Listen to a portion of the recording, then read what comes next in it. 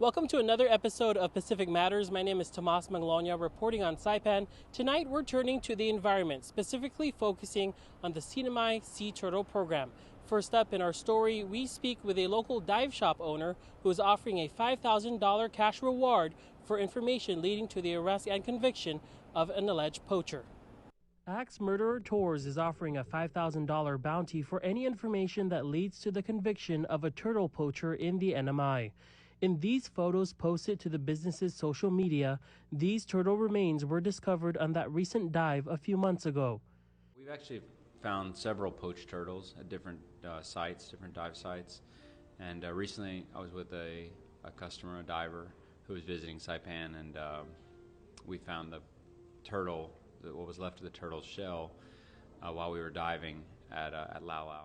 When they left the water, they alerted local officials at the Sinamay Sea Turtle Program and Department of Lands and Natural Resources, and it seems to be a growing issue. When that happened, it was upsetting, and then recently we just saw a post that somebody made that they found 2 more poached turtles at Bird Island, and it upset us enough that we decided to make a post and essentially offer a bounty. He says they continue to turn over all tips and information to local authorities. Wolf stresses their significance. The green turtles, I think that there are less than 12 that are actually laying their eggs here in the CNMI.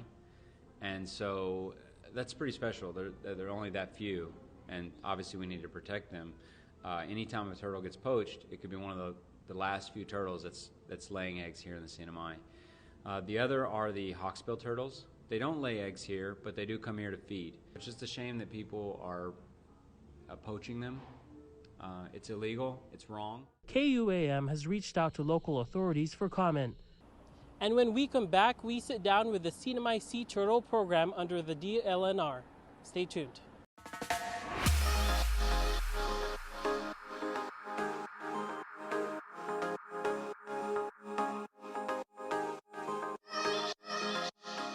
Welcome back to this episode of Pacific Matters. Now we turn to our interview with the Sinamay Sea Turtle Program.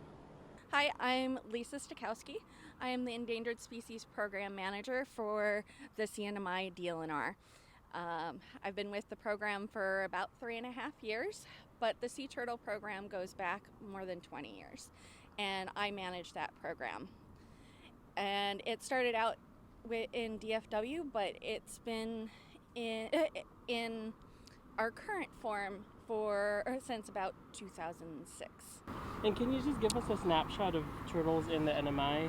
What kinds of turtles we have and how many visit and have nests here? Sure. We actually have 5 species in the CNMI. 3 are offshore. The leatherback, loggerhead, and olive ridley turtles are all offshore. But the ones that people are most familiar with are actually the green sea turtles and the hawksbill. Those are in the waters close inshore, so you see them diving, and most of the sea turtles that nest in the CNMI are actually green turtles. And so what are some of the biggest threats facing the turtles that are in the CNMI waters? Actually, the biggest threat locally is actually illegal hunting. We know that, sea turtles have been very important to the Mariana Island culture for a very long time. They show up in cave paintings on Rota. And they did historically eat them, but what people don't realize was it was at a much smaller scale. Basically, the population of humans on the islands was much smaller, and they only did it for very special events, and from what I've heard, it may have only been the elders as well. So very, very limited hunting. And the elders kind of controlled that and made sure that, they weren't over harvesting, although it turns out they were. Basically, that's why they are currently listed both federally and locally. So they're listed as endangered under the Endangered Species Act and are protected by public law. And so you mentioned locally, is there a national threat as well? Yes, there is. So sea turtles are threatened by climate change worldwide, and that's because of inundations, increased storms, and actually temperature. Interesting fact about sea turtles is that their sex is determined by the temperature at which the eggs are incubated, about midway through. And with hotter temperatures, you get more females. And so right now we have a female bias in the population, but it also reduces the viability of the eggs. So how many they're laying, how many they're hatching, it increases their energetic requirements. And so we're even seeing that here in the CNMI. And when it comes to hunting right now, are you aware of, at least in the last year or in the previous year, how many turtles were poached or hunted? Well, in the past study, in about 11 years, almost a third of the nesters were taken by poachers. So that's a significant portion of the population, especially when you're getting to the larger sized turtles, and that's what the population is so dependent on, because the life history of a sea turtle is lay a lot of eggs. You don't expect a lot of them to survive, but the adults have very good survival. So we are impacting that end of the population, and it's very sensitive. And basically, we know that, in the last 3 years, we've probably had 20 stranding events, not all of them poaching, but that's still a significant number, even when you're looking at, us finding turtle shells. Recently, somebody posted on Facebook that they had found a shell.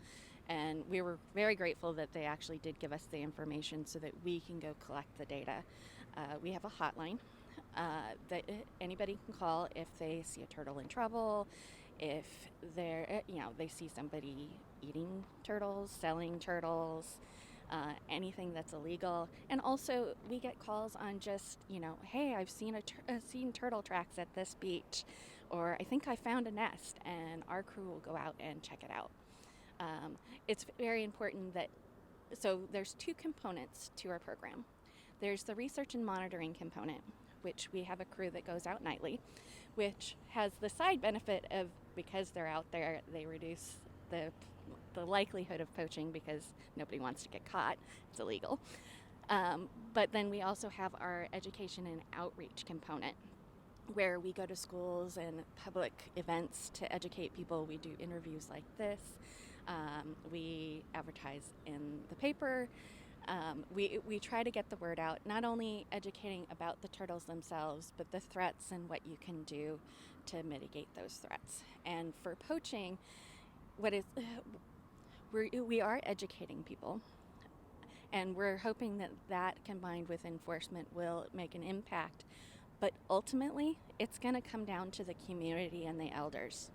It's going to be the community that puts pressure on the people that are continuing to illegally hunt these turtles to tell them it's no longer acceptable, that we don't want this. And sea turtles are very faithful to the nest that they were born at. So when they hatch out of, a beach, they return to that beach to nest. And so if you if the turtles disappear from that area, it is highly unlikely that they will return. Because yes, there are a couple, curious turtles, or, ones that will go to the next beach over. But in general, once the turtles are gone, they're really gone. And we have such a small population that it's critically important that we keep the turtles we have.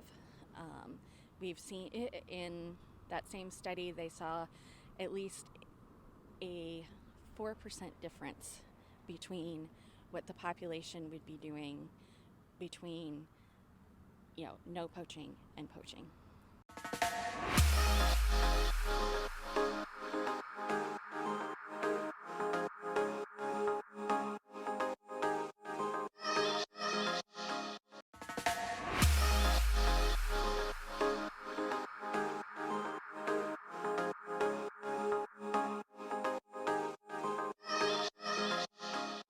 Welcome back to this episode of Pacific Matters. Here's the last of our interview with the CNMI Sea Turtle Program. Criminally, basically, under the Endangered Species Act, it's 1 year and up to $100,000 in fines. It really depends on what they're charged with. And there's also a reward offered for people that offer information that gets convictions. And those rewards depend on what the information is and all of that, and that's through NOAA. It's not here in the local CNMI. Okay. And can you speak to a little bit about some of the community programs you've done, the outreach? Because I know you also just had an ocean fair. Yes, we actually did all 3 ocean fairs. So what is the ocean fair? Okay, the ocean fair, well, June is Ocean Month. So we celebrate everything to do with our oceans. The CNMI is very linked to the oceans culturally and just in our everyday life. People like to go swimming, people like to go diving, they like fish, everything about island life kind of links to the sea. And so June is Oceans Month. And each of our primary islands, Tinian, Rhoda, and Saipan, each have an ocean fair. And they do it on different weekends, so you can actually go to all of them, like I did. And basically, people put out booths to educate the public. Ours was on sea turtles and talking about the life history of sea turtles. And on Rhoda, interesting or coincidentally, we actually had a sea turtle hatching, which is very, very unusual and not something we would expect. Usually they don't hatch during the daytime. This was on the event beach, which, nobody could predict. And it happened shortly before the fair started. I only caught the tail end of that hatching. But it is an opportunity to tell people what to do when they see these turtles. If you are lucky enough to see a hatching, you'll notice that they race towards the ocean. So you don't want to be in front of them. You'll slow them down, and that increases the likelihood that they're going to get tired, that predators are going to get them, that they're going to have to go around you. These are little tiny turtles. And so even your footprints are big divots to them. And so it's best to watch from a distance. Generally, we say keep 10 feet away from any turtle, but if it is reacting to you, you are too close. That's just kind of a general rule. That's whether you're diving or seeing them on the beach. But basically, it's just good practice to kind of sit back and watch. If it's an adult turtle, turn off your lights, no sound, don't scare them away. And obviously, we don't want it driving on the beach because it compacts the sand and makes it harder for the hatchlings to get out or can smash the nest. And just be respectful of the beach. Everybody wants a clean beach. Well, clean beaches help turtles too. And so, picking up your trash, doing a beach cleanup, reusable. Anything reusable. Bags, bottles, your silverware, your plates. Those don't have to go in the trash. And that helps all of us, not just turtles. But it is a big benefit for turtles as far as reducing marine debris. And have you seen, public sentiment change over the years about turtles here in the NMI, or what's the community's pulse on the issue? Well, obviously, illegal hunting is secretive. It's very hard to determine. So yes, we said, a third of the turtles in 11 years. But that's what we detected. Imagine what we didn't detect. And, we don't know whether we're double counting or, there's so much mystery in the data that it's very hard for us to figure out what people are thinking. When we did our survey last year, a lot of the people are, very much save the turtles. They want to support us, but we still have this resistant group that, the community itself has to intervene with. It's not going to be somebody like me who's from the outside. It has to be local, and it has to come from locals. And that's what we try to stress, is that this this needs to be from the community. All the enforcement in the world and having people, on the beaches and everything, it helps, but it's not the ultimate solution.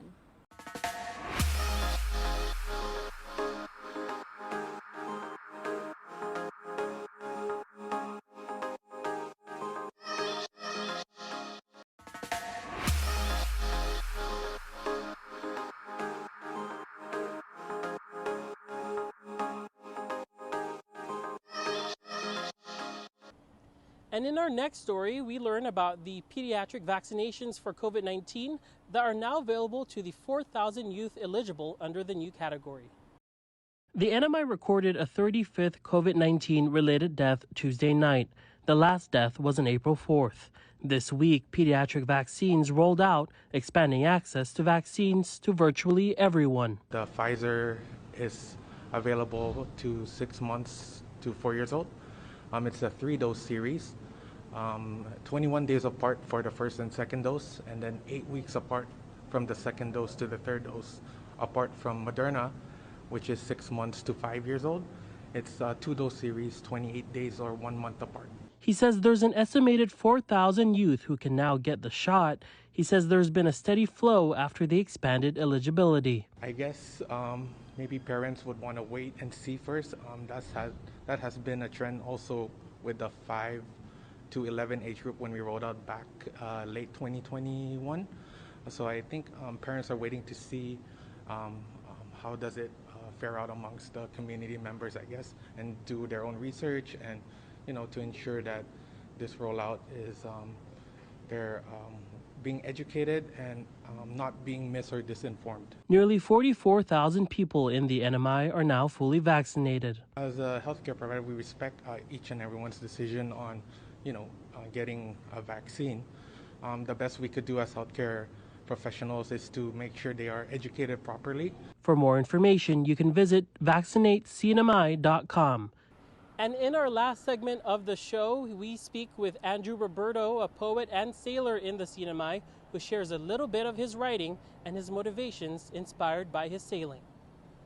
Awaken in me, O ancestor, and imbue upon me your strength. Come alive in my blood and my bones, that your skill and knowledge may sail through Lagos Sangani again. O ancestor who looked upon the stars and saw a map. O ancestor who looked upon the sea and saw a road. Awaken in me. Awaken in me, awaken in me. Hafides and buenas, my name is Andrew Roberto. I'm from Saipan. I reside in Coblerville, and I'm also a sailor with 500 sails, but outside of that, I'm a published author and a stage playwright. It was a piece that sort of came to me right before I went on a circumnavigation sail with 500 Sails, the sailing organization. And then after I returned, I was really inspired by what happened when we were out there sailing. A little bit about myself. I've had a lifelong dream to be out in the water. When I was small, when I was about 6 years old, this historian was doing some outreach at my school. And he came and he told us all about the ancestors, all about the ancient Chamorros. And he showed us this wonderful oil painting with laddie stones, loose song, adzes, really cool stuff. But what changed my life in that outreach was, in that oil painting was a depiction of the ancient Chamorro Sackman. And the historian said that our boats were fast. And that really caught my ear, because at 6 years old, that's all I wanted to be. I wanted to be fast every single day in my life. So I got confused. I said, oh, I'm Chamorro. My dad is a fisherman. My grandfather's a fisherman. Why isn't it that I have a Chamorro seafaring vessel? And then he explained, through the history of Spanish conquest, the seafaring tradition of the Marianas was diminished. And that kind of broke my heart at 6 years old. And I really thought that for the longest time I was going to have life with no traditional seafaring. And it wasn't until I was already an adult that I was able to learn about seafaring and learn how to use the boats that you see behind me. And so earlier in this year, 500 Sails and our master navigators went around the island, and I was inspired by that. I went in there, I came out, and I wrote this piece. This is an excerpt. When we came back from that sale and I had a lot of downtime, I sat with my notebook and I wrote this actually with the intention that somebody could translate it and then it could be said as a chant. That part, awaken in me, that would be almost like a refrain where some person who was leading the chant says one part of the poem and then the response could be awaken in me. That's longer. It's still a piece that I'm continually working on. As you know, I don't even have a title for it. But this was a piece that was like, is almost like a place, it comes from a place of almost just pure inspiration. And now the next half of this is to take that and refine it. Because I don't believe that it's as good as I can make it, you know.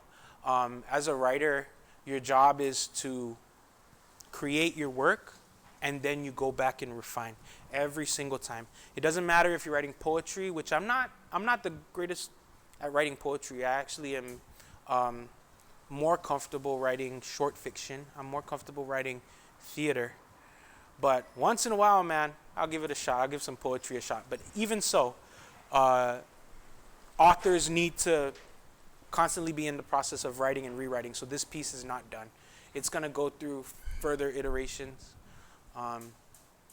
But that's just where it is at the very minute. There's a voice in me. There's sort of always been a voice in me that wants to come out. You know, like even going back to when I was small, once again, I've always had this impulse, I guess, or this urge to speak my truth and to discover my truth. You know, to me, and this is me connecting it to sailing, writing to me is a lot like a voyage in and of itself because it's a voyage inwards. What is my truth? Who am I? What am I trying to say? I feel like these are made very clear when I write.